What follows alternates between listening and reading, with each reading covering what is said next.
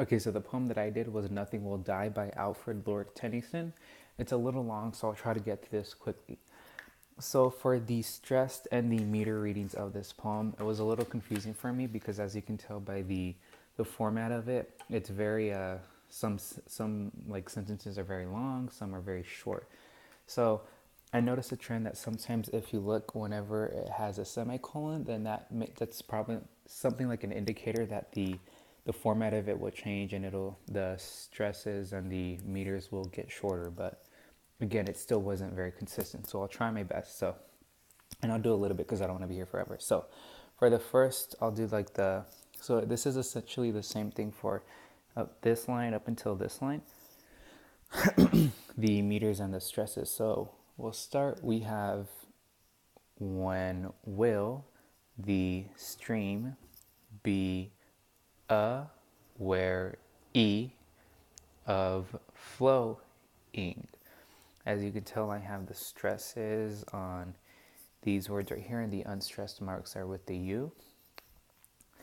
And continuing on to right here, again, it changes. So we have, I said that it would be under my, oh, I know this is really hard, my eye.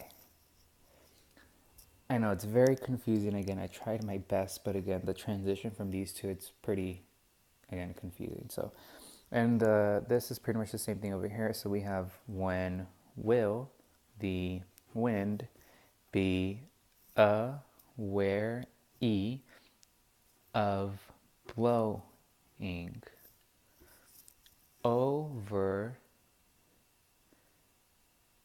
the sky.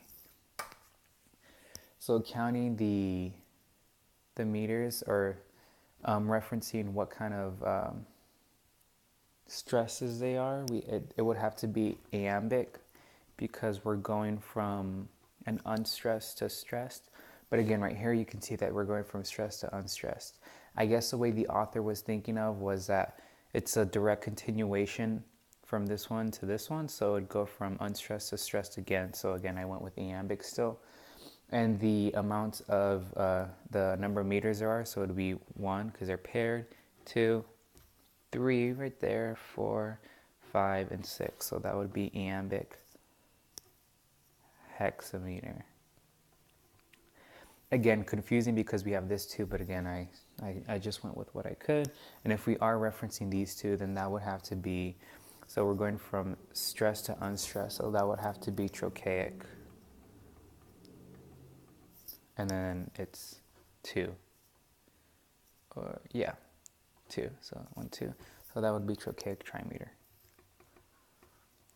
Okay, so I'll try to run through these next ones pretty quick. So again, right here, these ones are pretty easy. We have the stream flows, the wind blows, the cloud fleets, the heart beats. Again, he's adding the stress on these, what he's talking about, which is a nature stream, wind, cloud. So that would have to be iambic diameter because we're going from unstressed to stressed, and there are 2. Or let me write that again.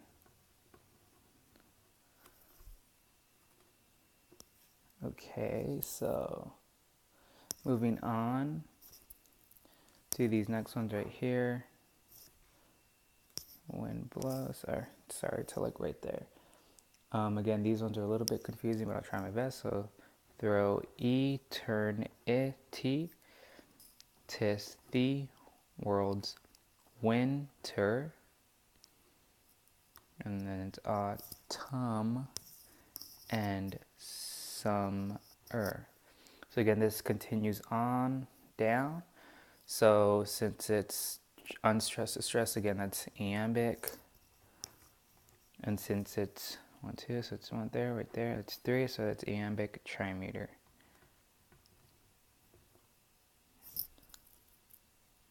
Yeah.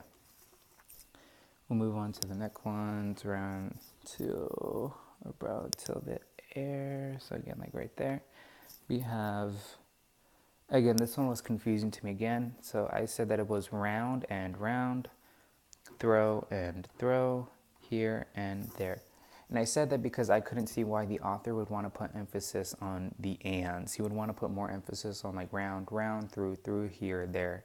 So since it's like that, it would be trochaic because we're going from stressed to unstressed, and then diameter because it's 3. Or no, because it's 2. Yeah. Because it's 2. So these ones and those ones right there. And then I'll just go on to the end just to like end this really quick. These ones are pretty easy as well. It's like through eternity, nothing was born. So again, you have those two, there, right there. It get confusing because there's different amounts, but again, since you're going from unstressed to stress, that would be iambic. And I said that would be diameter because if you continue on, there's more of, most of them just have 2. They usually end like right here. So I just went with diameter even though this one was 3.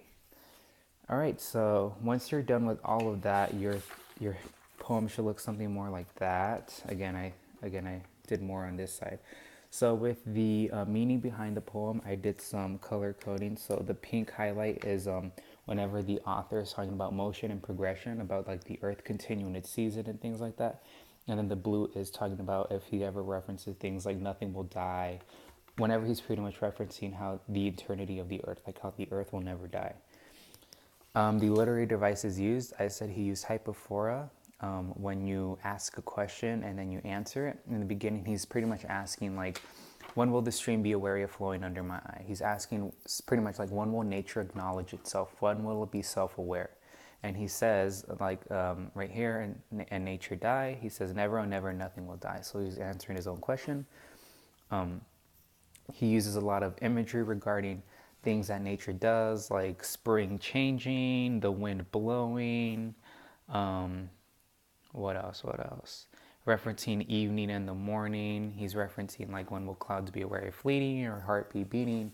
He's trying to invoke imagery in the reader's eyes to see like the everyday things that nature does and the fantastic things that nature does. And he also repeats a lot of phrases such as nothing will die to create a rhythmic feeling, so, and a feeling of urgency as well, sort of, to sort of evoke the progression that the earth will continue to go through. And as you can tell by the title of the poem, I believe that the theme of it is pretty self-explanatory. He's pretty much saying that like the essence of earth will never die. It reminded me a lot of like religious symbolism, a lot having to deal with the figure of God. God, they say in the Bible, he wasn't born. He's just been existing forever, and he won't die. And the same thing here with the earth. He says, Alfred Lord Tennyson, he states that the world was never made. It won't change, but it will not fade. So he's even saying the world was not created, therefore it cannot die. So that would be my major theme of the poem, that with higher beings, death is not a possibility, but change will always come. All right, so that's my analysis. Thank you.